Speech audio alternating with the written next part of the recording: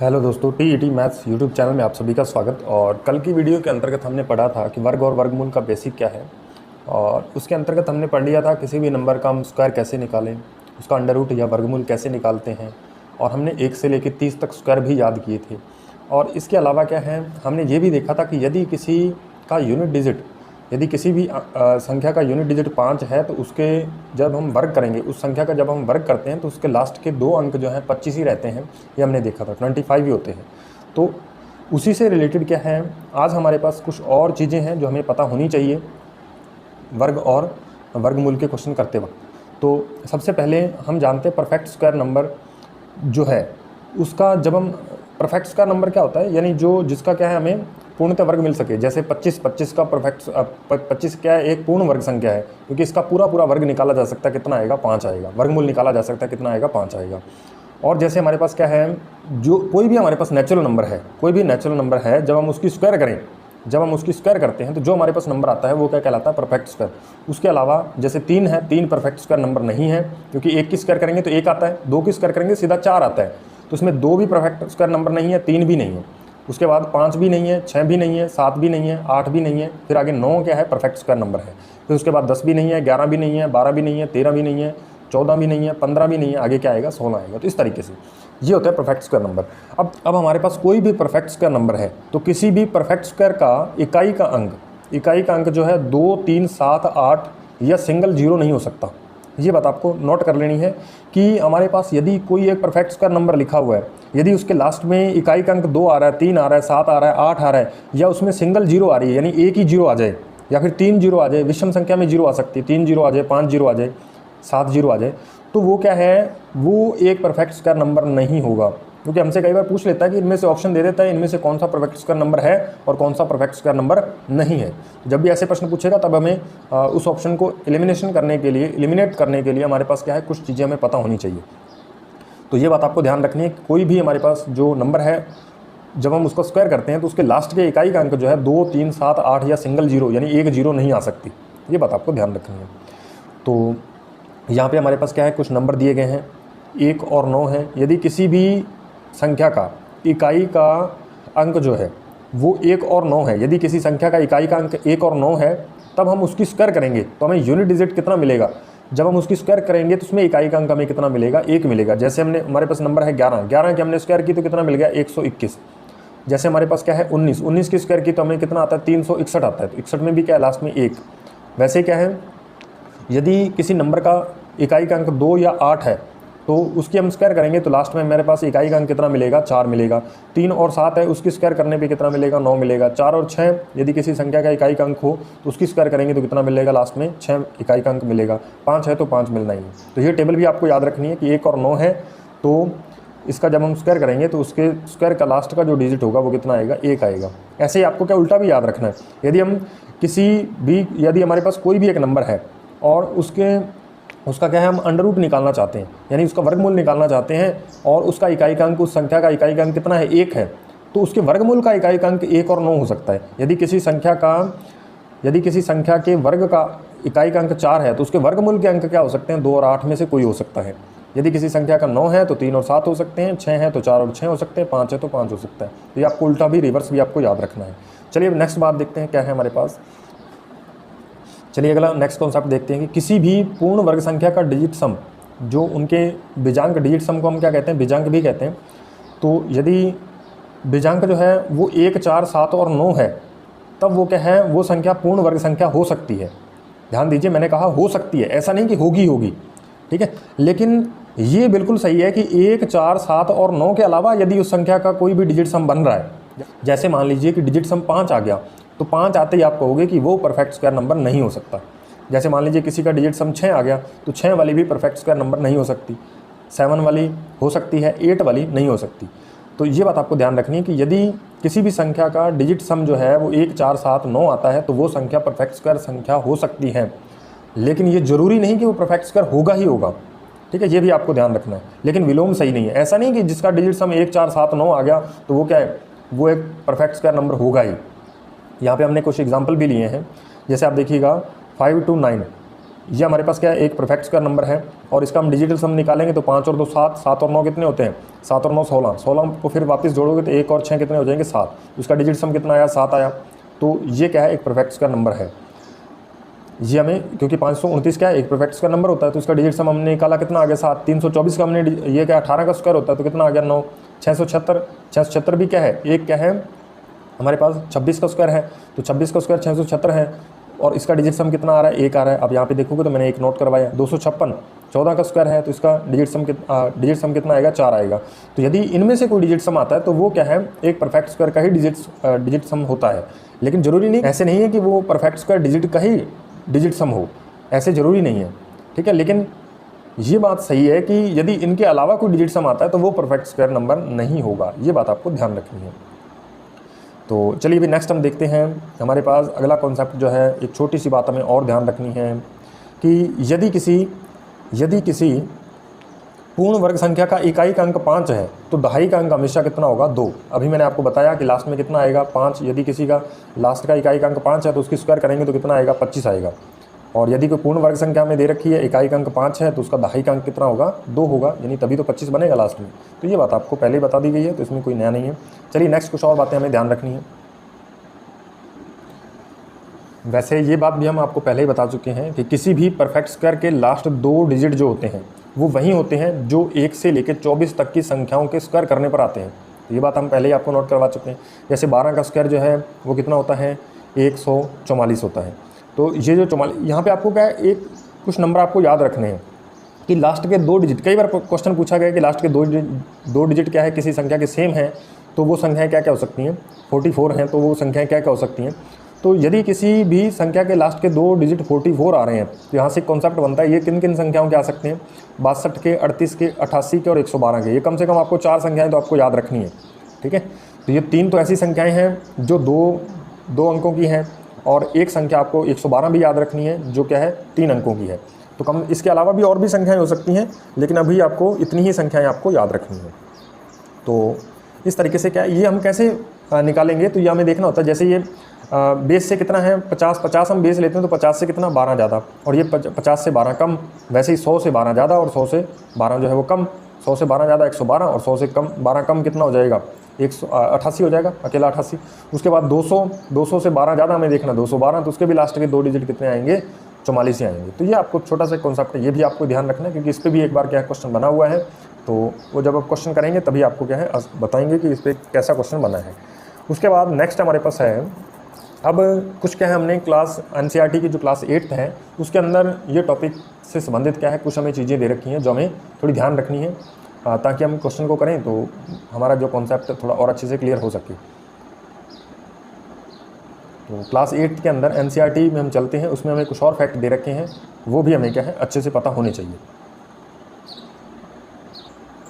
चलिए अब देखिए यहाँ पे हमें क्या दे रखा है कि सबसे पहले मैंने आपको बताया था कि नॉन परफेक्ट स्क्वायर, यदि कोई नॉन परफेक्ट स्क्वायर नंबर है वो कब नॉन परफेक्ट स्क्वायर नंबर होता है, यदि उसके यूनिट डिजिट यानी उसमें इकाई का अंक 2, 3, 7, 8 आ जाए। यदि किसी भी संख्या के इकाई का अंक 2, 3, 7 और 8 दे रखा है तो वो संख्या जो है वो कभी भी परफेक्ट स्क्वायर नंबर नहीं हो सकता। ये बात आपको ध्यान रखनी है, ये NCERT में दिया हुआ है तो आपको अच्छे से पता होना चाहिए कि यदि किसी भी संख्या के इकाई का अंक 2, 3, 7 और 8 दे रखा है तो वो परफेक्ट स्क्वायर नंबर नहीं हो सकता, या फिर उसका डिजिट सम 2, 3, 5, 6, 8 है। दोबारा फिर ध्यान दीजिए, यदि किसी संख्या के इकाई का अंक 2, 3, 7, 8 या फिर उसका डिजिट सम, उस संख्या का डिजिट सम 2, 3, 5, 6, 8 है तो वो संख्या जो है परफेक्ट स्क्वायर नंबर नहीं होगी, यानी वो नॉन परफेक्ट स्क्वायर नंबर होगा। ये बात आपको ध्यान रखनी है। और एक बात आपको और ध्यान रखनी है, यदि किसी भी संख्या का इकाई का अंक 6 है और उसके आगे आपको इवन नंबर कोई दिख जाए, जैसे यहाँ पे 2 दिख जाए, ठीक है, 26 बन जाए, तो वो भी क्या है हमेशा एक नॉन परफेक्ट स्क्वायर नंबर होगा, यानी पूर्ण वर्ग संख्या नहीं होगी। ये बात आपको ध्यान रखनी है, परफेक्ट स्क्वायर नंबर नहीं होगा। यदि यहाँ पे कोई इवन नंबर आ जाए, यहाँ पे ऑड नंबर है तो फिर तो वो क्या है परफेक्ट स्क्वायर नंबर हो सकता है, लेकिन यहाँ पे इवन आते ही वो हमें पक्का ही पता चल जाएगा कि ये तो परफेक्ट स्क्वायर नंबर नहीं हो सकता। जैसे यहाँ पे क्या है, मान लीजिए 2 अभी मैंने बताया, 4 आ जाए, 46 आ जाए, तो 46 भी आते ही क्या हमें पता चल जाएगा कि ये नॉन परफेक्ट स्क्वायर नंबर है, ठीक है। तो इस तरीके से ये बात आपको ध्यान रखनी है। उसके बाद नेक्स्ट है, यदि एक प्राकृत संख्या m को n² के रूप में व्यक्त कर सकते हैं यदि हमारे पास कोई एक प्राकृत संख्या m है तो उसे क्या है n स्क्वायर के रूप में व्यक्त किया जा सकता है, जहाँ पे n भी एक क्या है प्राकृत संख्या है, तब m क्या है एक वर्ग संख्या होगी। तो ये हम पहले बात कर चुके हैं, इसमें कोई दिक्कत वाली बात नहीं है।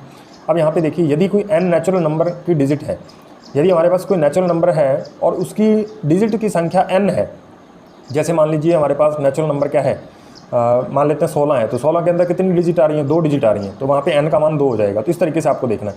यदि कोई नेचुरल नंबर है जिसके अंदर डिजिट n है, तो यदि हम उसका स्क्वायर करेंगे तो उसके अंदर कितनी डिजिट आएंगी, तो उसके अंदर जो डिजिट हैं यानी अंक कितने आएंगे, तो या तो 2n - 1 अंक आएंगे या फिर कितने अंक आएंगे, 2n डिजिट आएंगे। ठीक है, ये जब हम क्वेश्चन करेंगे तो फिर और भी थोड़ा क्लियर हो जाएगा, लेकिन अभी आपको थोड़ा ध्यान रखना है कि उसमें कितने डिजिट आएंगे, या तो 2n डिजिट हो सकते हैं या फिर 2n - 1 डिजिट हो सकते हैं। उसके बाद सभी वर्ग संख्याओं के अंत में इकाई स्थान पर 0, 1, 4, 5, 6 या 9 होता है। तो इकाई के अंक किसी भी वर्ग, हमारे किसी भी संख्या है उसका हम यदि वर्ग कर रहे हैं तो उसमें इकाई का अंक 0 आ सकता है, 1 आ सकता है, 4 आ सकता है, 5 आ सकता है, 6 आ सकता है या फिर 9 आ सकता है। इसके अलावा 2, 3, 7, 8 बच गया तो वो आते ही क्या है, वो नॉन परफेक्ट स्क्वायर नंबर बनेगा। ये मैंने आपको पहले बता दिया। उसके बाद वर्ग संख्याओं के अंत में शून्यों की संख्या केवल सम होती है। तो ये भी मैंने आपको बताया था कि यदि हमारे पास एक सिंगल 0 आ रही है या 3 0 आ रही है या 5 0 आ रही हैं तो वो कभी भी परफेक्ट स्क्वायर नंबर नहीं होगा। यदि कोई क्या है वर्ग संख्या है तो उसमें शून्यों की संख्या केवल सम आएगी, यानी या तो शून्य लास्ट में 2 0 होंगी या फिर 4 होंगी या फिर 6 होंगी, तभी वो क्या है परफेक्ट स्क्वायर नंबर हो सकता है, अन्यथा नहीं हो सकता। ये भी आपको ध्यान रखना।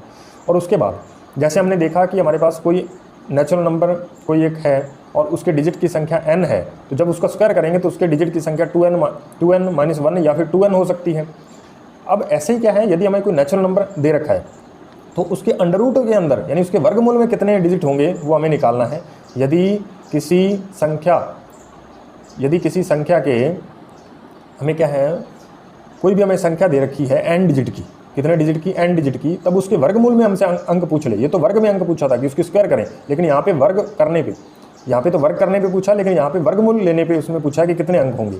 तो यदि ये n जो है, ये n हमें देखना होता है। यदि ये n सम आ जाए तो उसके वर्गमूल में जो अंक आएंगे वो n/2 करके आपको निकालने पड़ेंगे। यदि n का मान विषम संख्या है तो आपको देखना पड़ेगा n + 1/2, n + 1/2 आपको करना पड़ेगा। ये बात आपको ध्यान रखनी है। उसके बाद एक पूर्ण वर्ग संख्या के 2 पूर्ण वर्गमूल होते हैं, एक पूर्ण वर्ग संख्या के 2 पूर्ण वर्गमूल होते हैं। 2 पूर्ण वर्गमूल कैसे होते हैं, जैसे मान लीजिए हमने 9 एक क्या है पूर्ण वर्ग संख्या ले ली, तो उसके क्या है 2 वर्गमूल हो सकते हैं, एक तो -3 भी हो सकता है और एक +3 भी हो सकता है। ठीक है, तो क्योंकि -3 की स्क्वायर करेंगे तो भी कितना आना है, 9 आना है, और 3 की स्क्वायर करेंगे तो भी कितना आना है, 9 आना है। तो इस तरीके से ये बात आपको, यानी एक मूल तो धनात्मक हो सकता है और एक जो है ऋणात्मक हो सकता है, और धनात्मक को ही क्या है अंडर रूट के द्वारा व्यक्त कर देते हैं। तो ये आपको बताया गया है यहाँ पे। उसके बाद नेक्स्ट है हमारे पास कुछ एक चीज़ें हमें और ध्यान रखनी है। चलिए अब हम देखते हैं कि यदि हमारे पास क्या है 2 वर्ग संख्याओं के बीच की संख्या यदि पूछ ले, एक 2 वर्ग संख्याएं हमें दे दे और उनके बीच क्या है यदि हमसे पूछ ले कि कितनी संख्याएं आएंगी, तो हमें क्या करना होता है, कितने नेचुरल नंबर आएंगे, तो वो हमसे पूछ ले। यदि हमें कोई 2 नंबर दे दे, जैसे मान लीजिए 7 की स्क्वायर दे दी और 8 की स्क्वायर दे दी, तो 7 और 8 का वर्ग करने पर उनके बीच कितने नेचुरल नंबर आएंगे, जब हमें ये निकालना हो तब हमें क्या करना होता है, इन दोनों के वर्गों का अंतर निकालना होता है और उसमें से एक घटा देना होता है, तब हमारे पास क्या है राइट आंसर आ जाएगा। इस पर हम बेस्ड क्वेश्चन करेंगे तब आपको अच्छे समझ में आएगा। उसके बाद आपको एक बात और ध्यान रखनी है कि पहली n प्राकृत संख्याओं का योग क्या होता है, पहली n प्राकृत संख्याओं का योग क्या होता है, तो n² होता है। ये बात भी आपको ध्यान रखनी है।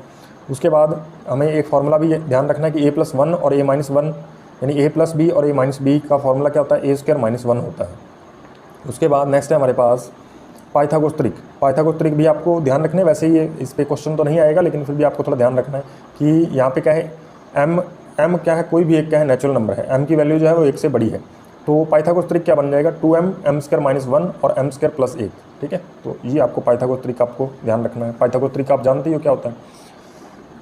उसके बाद 4 अंकों वाली सबसे बड़ी पूर्ण वर्ग संख्या कई बार पूछी गई है, तो वो क्या होते हैं 9801। यदि आपको सीधे ही याद होनी चाहिए कि 99 का स्क्वायर कितना होता है, 9801। और ये पूछा गया, कई बार पेपर में पूछा गया 4 अंकों की सबसे बड़ी पूर्ण वर्ग संख्या क्या होगी, उसमें ऑप्शन दे देता है, तो आपको पहले ही पता होनी चाहिए कि 9801 होती है। उसके बाद 3 अंकों की आप जानते ही हो, 3 अंकों का त्रिकोणीय संख्या। उसके बाद त्रिकोणीय संख्या क्या होती है, जैसे यहाँ पे 1 है, 1 के बाद 3, फिर 6, फिर 10, फिर 15, तो ऐसी संख्याएँ क्या होती हैं त्रिकोणीय संख्या। त्रिकोणीय संख्या का मतलब क्या है, जैसे यहाँ पे 1 आएगा, त्रिकोणीय मतलब त्रिभुज बना सके, तो 1 यहाँ पे 1 है, उसके बाद 3 है, तो 1 2 और 3, तो आप देखोगे इससे भी क्या है, एक त्रिभुज बन जाएगा। उसके बाद क्या है 6, तो यहाँ पे 1 आएगा, 2 और यहाँ पे आ जाएगा इस तरीके से। ये आप देखोगे तो यहाँ पे भी क्या है, आपके पास त्रिभुज बन जाएगा। तो ये आपको पैटर्न देखना होता है। तो इस भी पैटर्न के अंदर जो भी आपके पास क्या है संख्याएं आएंगी, वो सारी की सारी क्या कहलाएंगी। जैसे आप यहाँ पे देखोगे, यहाँ पे एक संख्या, यहाँ पे 3, ऐसे यहाँ पे 1 2 3 4 5 और यहाँ पे कितनी होगी 6, एक बीच में आएगी। यहाँ पे 3 होंगी ना लास्ट में, तो 1 आएगी यहाँ पे, तो 6 हो जाएंगे। आगे कितनी फिर 10, 10 से एक त्रिभुज बनेगा। तो जैसी इन संख्याओं का मैं इस तरीके से पहले 1 फिर 2 फिर आगे 3, आगे कितनी है 10, तो 10 का हमें त्रिभुज बनाना हो तो 1 और अगले वाले 2 और फिर अगले वाले में 3 संख्याएं लेनी है, फिर अगले वाले में कितनी लेनी पड़ेंगी 4 लेनी पड़ेंगी। तो इस तरीके से ये भी एक क्या बनेगा, त्रिभुज बनेगा। तो इससे भी क्या बनेगा, एक त्रिभुज बनेगा। ये भी क्या है, त्रिकोणीय संख्या है। तो ये हमारे पास क्या है, त्रिकोणीय संख्या। आपको ध्यान रखना कि पहले 1 होती है, फिर 3, फिर 6, 10, 15। तो यहाँ पे आपको देखना है कि इन दोनों का जोड़ 2 के स्क्वायर के बराबर होगा, इन दोनों का जोड़ जो है वो 3 की स्क्वायर के बराबर होगा, इन दोनों का जोड़ करोगे 4 की स्क्वायर के बराबर आएगा, इन दोनों का जोड़ करोगे 5 की स्क्वायर के बराबर आएगा। वैसे इस पे प्रश्न बनने की संभावना बहुत कम है, लेकिन फिर भी थोड़ा पता होना चाहिए। nवीं त्रिकोणीय संख्या यदि हमें निकालनी हो तो इसके nवीं त्रिकोणीय संख्या का मान क्या आएगा, n और n+1/2। ये आपको ध्यान रखना है। जैसे मान लीजिए हमें 5वीं त्रिकोणीय संख्या निकालनी है, तो यहाँ पे n का मान 5, 5 और 1 6, 6/2 कितना हो जाएगा 3 और 5 के 15, तो कितनी आ जाएगी 5वीं 15 आएगी। ये आपको दिख ही रहा है, ठीक है। तो इस तरीके से ये आपको आसानी से आप निकाल सकते हो, इसमें कोई भी दिक्कत नहीं आएगी। उसके बाद क्या है, नेक्स्ट है हमारे पास 3 अंकों की सबसे बड़ी पूर्ण वर्ग संख्या पूछ ली जाए तो 961 होती है, ठीक है, 961 होती है। और यदि 5 अंकों की पूछ ली जाए तो वो 99856 है। तो ये क्या है, 3, 4 और 5, ये कई बार पूछा गया पेपर में, इसलिए कभी तो पूछा गया 3 अंकों की सबसे बड़ी पूर्ण वर्ग संख्या बताओ, कभी पूछा गया 5 अंकों की बताओ, और कभी पूछा गया कि 4 अंकों की बताओ। तो इसलिए क्या है, ये 3 संख्याएं तो आपको याद होनी चाहिए। 3 अंकों की सबसे बड़ी पूर्ण वर्ग संख्या कितनी है, 961 है। 4 अंकों की पूछे तो कितनी है, 9801 है। और 5 अंकों की पूछे तो कितनी है, 99856 है। ये बात आपको ध्यान रखनी है। अब देखिए क्वेश्चन इसमें कैसे पूछा जाता है कि सबसे 3 अंकों की सबसे बड़ी पूर्ण वर्ग संख्या में से कितने घटाए जाएं या कितने जोड़े जाएं कि वो पूर्ण वर्ग संख्या बन जाए। तो जब पूछेगा कितने घटाए जाएं, तो आप देखोगे 3 अंकों की सबसे बड़ी संख्या कौन सी है, 999 है, 999, वो 3 अंकों की सबसे बड़ी संख्या है। तो इसमें से जब पूछेगा कितने घटाए जाएं, तो यदि आपको याद है कि 961 है, तो फिर आपको पता चल जाएगा 38 घटाने से आती है ये, ठीक है। और यदि आपसे पूछा जाए कि 999 में कितने जोड़े जाएं कि वो क्या है, पूर्ण वर्ग संख्या बन जाए, तो 25 और जोड़ दोगे तो 1024 बन जाएगा, जो क्या एक परफेक्ट स्क्वायर नंबर है। तो इस तरीके से ये ऐसे छोटे मोटे क्वेश्चन यहाँ से बनने की संभावना रहती है। तो ये आपको पहले से पता होनी चाहिए। उसके बाद ये बात आपको एक और नोट लगा के मैंने लिखवाई है कि डेसिमल में किसी भी संख्या का जब हम स्क्वायर रूट जो है लेते हैं, तो वो क्या है, उस संख्या से हमेशा क्या आता है, बड़ा आता है। यानी यदि कोई संख्या में डेसिमल में दे रखी है, यानी वो संख्या 1 से क्या है, छोटी है। यदि वो संख्या क्या है, 1 से छोटी है। यहाँ पे आप देखिएगा x की वैल्यू हमने ली है 1 से क्या है, छोटी है, ठीक है, और 0 से क्या होनी चाहिए, बड़ी होनी चाहिए। यदि x का मान जो है वो 0 से बड़ा हो और 1 से क्या हो, छोटा हो, तब जो आप जो स्क्वायर रूट निकालोगे वो क्या है, उस संख्या से बड़ा आएगा। जैसे यहाँ पे आप देखिएगा हमने एग्जाम्पल भी लिया है। जैसे यहाँ पे आप देखोगे 0.9 जो है 0 और 1 के बीच है और डेसिमल में है। और यहाँ पे हमने क्या किया, इसका जब हम स्क्वायर करते हैं तो इसका स्क्वायर जो आता है 0. जब हम इसका क्या है, वर्गमूल निकालते हैं, तो इसका क्या करते हैं, वर्गमूल निकालते हैं, स्क्वायर रूट निकालते हैं, स्क्वायर नहीं, इसका जब हम क्या करते हैं, स्क्वायर रूट निकालते हैं। जब हम इसका क्या करेंगे, स्क्वायर रूट निकालेंगे तो 0.948 आता है। कितना आता है, 0.948। तो ये बात आपको ध्यान रखनी है। ऐसे क्या है, 0.06 का निकालेंगे, 0.6 का निकाला तो कितना आएगा, 0.77 आएगा इसका अंडर रूट। तो अंडर रूट आप देखोगे बड़ा है, ये 0.9 जो है ये छोटी संख्या है और इसका वर्गमूल जो निकाला वो बड़ी संख्या आई। ऐसे 0.6 छोटा है लेकिन 0.77 इससे बड़ा आया। तो ये आपको थोड़ा ध्यान रखना है।